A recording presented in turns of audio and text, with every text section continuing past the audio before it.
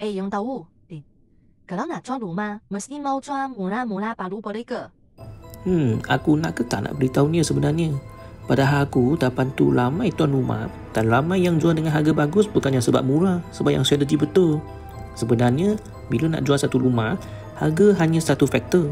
Kadang-kadang rumah murah pun tak laku sebab keadaan rumah tak menarik. Pembeli pertama kali tengok gambar nampak gerap, dinding gotor, rumput panjang, terus skip lah.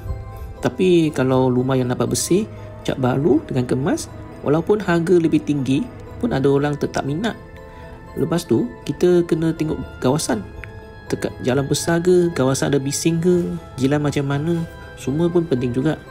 Dan satu lagi, ramai tuan rumah yang tak tahu, kami sekarang ada bantu ramai tuan rumah untuk kita tolong renovation percuma dengan tukar cat baru, bersihkan rumah, tanggungan semua kos.